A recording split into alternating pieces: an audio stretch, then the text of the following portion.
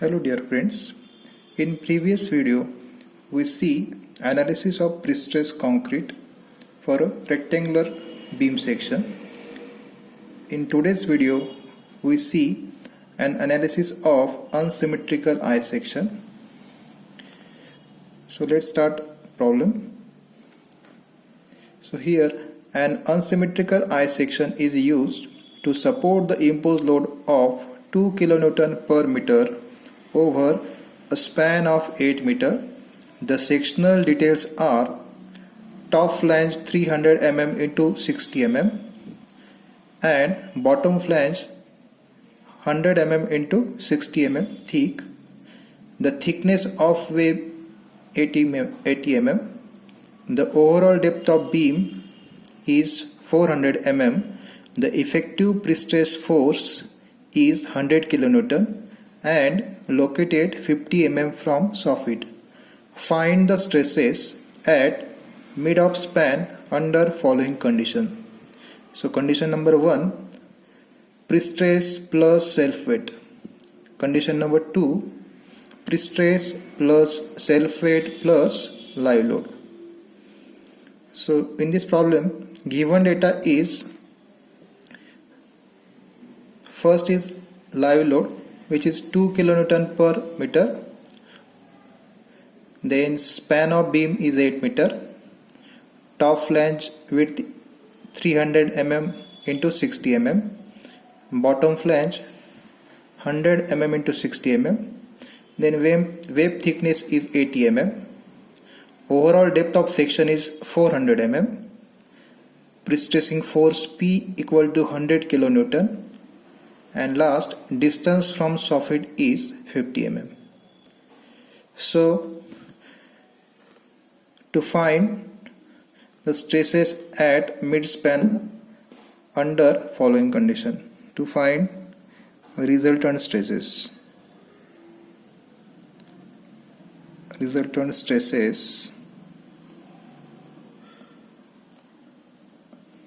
at mid-span equal to what? So for condition 1, pre-stress plus self-weight. So in first condition self-weight considered, and in second condition self-weight plus live load. So let's start solution of this problem. So here simply supported beam of span 8 meter with UDL of 2 kN per meter. So here imposed load means live load, which is 2 kN per meter over entire span. Then unsymmetrical I section, first top flange is 300 mm into 60 mm. So 300 mm width and 60 mm depth.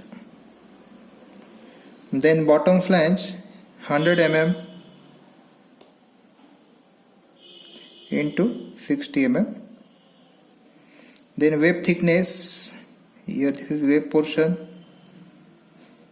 which is 80 mm thick.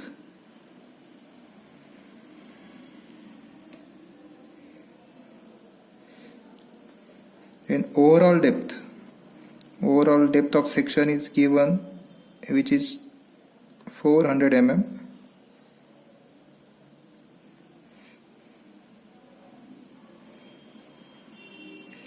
So if we consider overall depth, then this 400 minus 60 means minus 120. So bottom of this top flange to top of bottom flange equal to 280 mm. So this is actual size of section. So to first find position of neutral axis, consider top flange as part 1, web portion as part 2 and bottom flange as part 3. So first step is to find depth of neutral axis from bottom.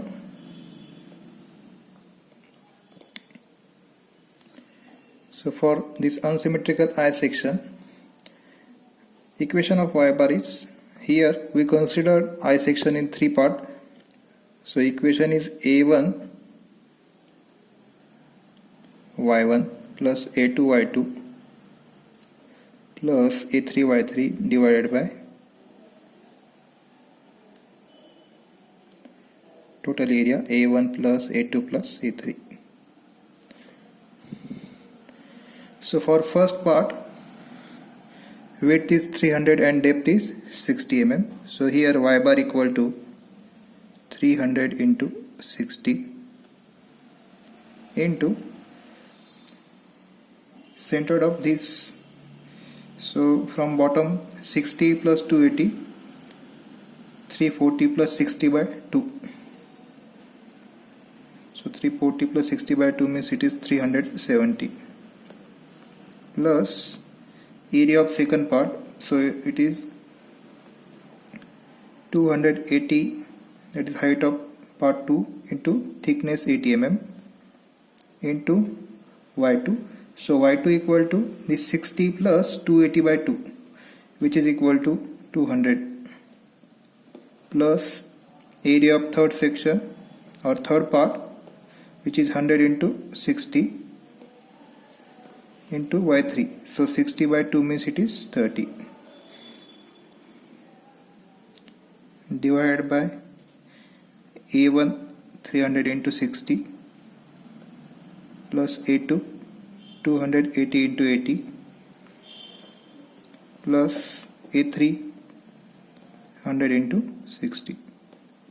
So after calculation, this depth of neutral axis from bottom is 244 mm. 244 mm. So to find eccentricity equal to y bar minus distance from soffit, which is given in problem. So y bar is 244 minus 50. So eccentricity equal to 194 mm. So first y bar and then second eccentricity E. So we find y bar from bottom, yb equal to 244 mm, and from overall depth minus 244, which is equal to yt equal to 156 mm. So next, second step is to find moment of inertia. So for this unsymmetrical I section, I equal to BD cube by 12 plus AH square for part 1, 2 and part 3. So here I equal to, for first part we know B equal to 300 and D equal to 60. So 300 into 60 cube divided by 12 plus area of section, area of that particular part is 300 into 60 into h square.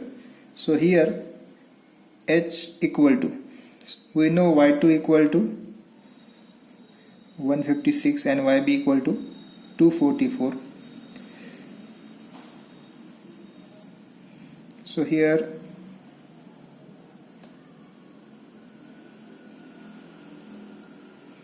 y1, we know y1 equal to,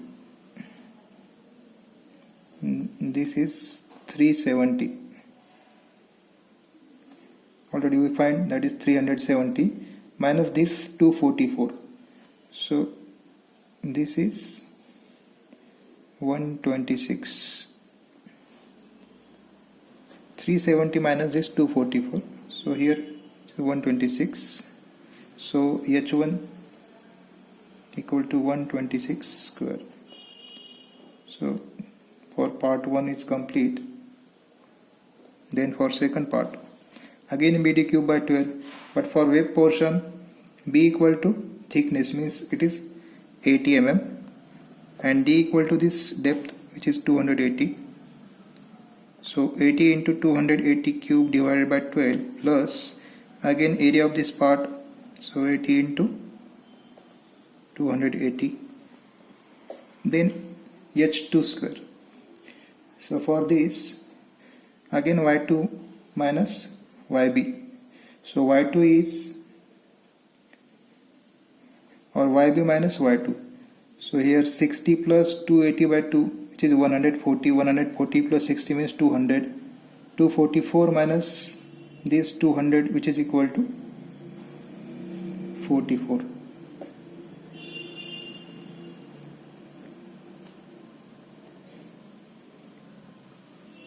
Then for third part, here B equal to 100, so 100 into 60 cube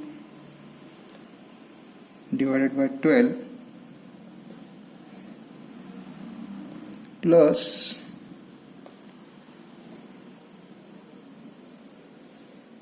A3 equal to 100 into 60 into H3. So for H3 we know y3 equal to, so yb minus this y3, 244 minus 60 by 2 means 30, so 244 minus 30, which is equal to 214, so 214 square, it is for part 3. So finally I equal to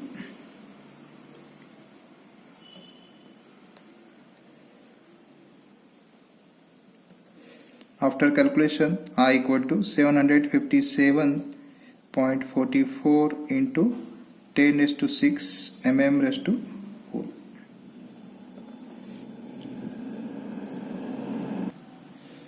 Third step is to find section modulus. So Z T equal to I by YT. Already we find I, which is 757.44 into 10 raised to 6 divided by 156, which is YT. So ZT equal to 4.85 into 10 to the power 6 mm cube. Then section modulus at bottom, which is again I by YB. So I equal to 757.4 into 10 to the power 6 divided by YB equal to 244. So ZB equal to 3.1 into 10 to the power 6 after calculation. Unit is mm cube. The next step is to find total cross sectional area. So to find total cross section area, A equal to area of part 1, area of part 2 plus area of part 3. So we know area of part 1 is top line, so 300 into 60. Then for web portion 280 into 80. And for again bottom flange 100 into 60. So total area equal to 46,400 mm square.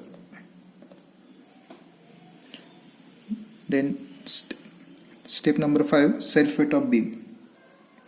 So to find self weight of beam, first we find area, then multiply this area by density. So self weight of beam equal to, as in problem, two conditions are given. First is pre-stress plus self weight to find resultant stresses for condition 1. So self weight of beam is, so self weight of beam equal to area into density of concrete. Here assume density 24 we already find area, but it is in mm square, so convert it in meter square. So 46,400 into 10 to the power 6 mm meter square. So 46,400 into 10 raised to minus 6 into density of concrete, which is 24 kilonewton per meter cube. So finally sulfate equal to 1.11 kilonewton per meter.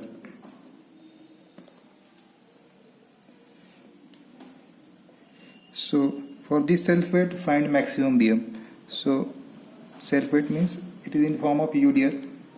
We already find the magnitude, which is 1.11 kilonewton per meter for 8 meter span. So maximum BM due to sulfate equal to WL square by 8. So W equal to 1.11. Length of beam is 8, so 8 square divided by 8, which is equal to 8.88 kilonewton into meter. So next step is to find resultant stresses. So for first condition, it is pre-stress plus sulfate at top. So to find at top, we know equation is first due to pre-stress P by A, then due to eccentricity PE. We are finding at top, so consider section modulus at top T. Then due to dead load, so it is M divided by ZT. So P is given in problem, which is 100 into 10 raised to 3. Area of section is 46,400 minus again 100 into 10 to the power 3. Eccentricity is given, or already find eccentricity 194. ZT equal to 4.85 into 10 to the power 6. Then moment due to dead load,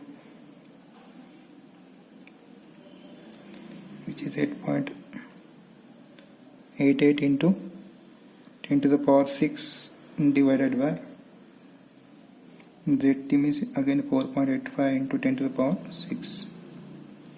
So resultant stress due to pre-stress plus sulfate at top equal to, after calculation, it is 0.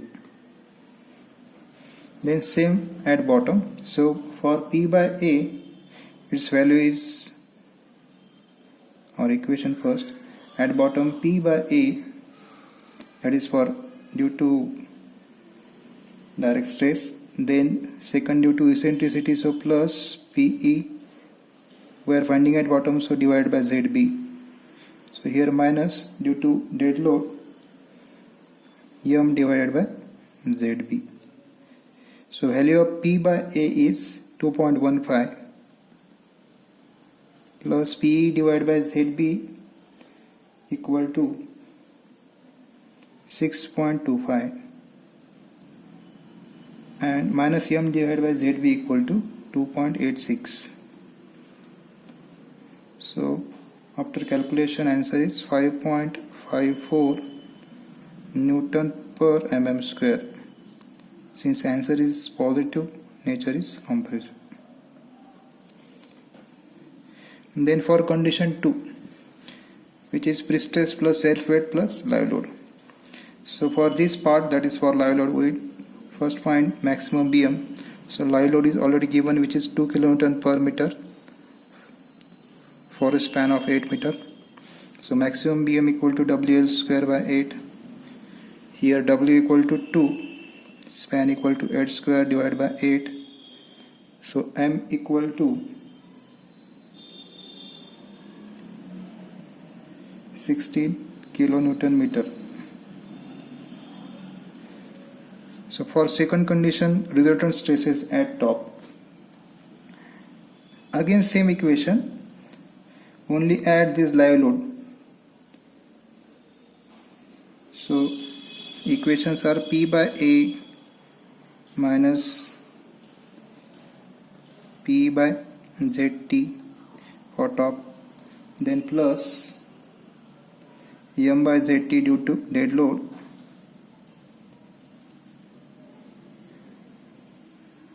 and plus due to live load M divided by ZT. Here we consider ML also, which is for live load. So P by A, it is 2.15, then P by ZT equal to 4, M by ZT which is for dead load, which is 1.83, and ML by ZT, so 16 divided by ZT, which is equal to 3.29. So after calculation, this value is 3.29 Newton per mm square. And this term equal to 0, already we find. Additional term due to live load is plus 3.29, so it is 3.29 Newton per mm square. Answer is positive, so nature is compressive. Then at bottom, same value, only P by A plus PE by ZT, so P by A plus P by ZB minus M by ZB for dead load, and minus ML divided by ZB due to live load.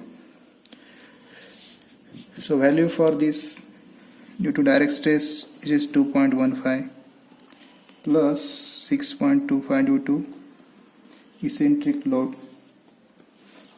For due to dead load it is minus 2.86, and due to live load it is minus 5.16.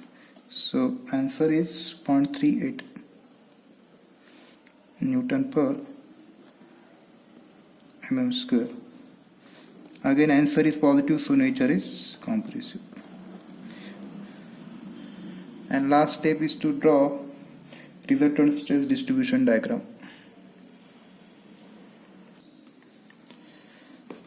So in a cross section of beam,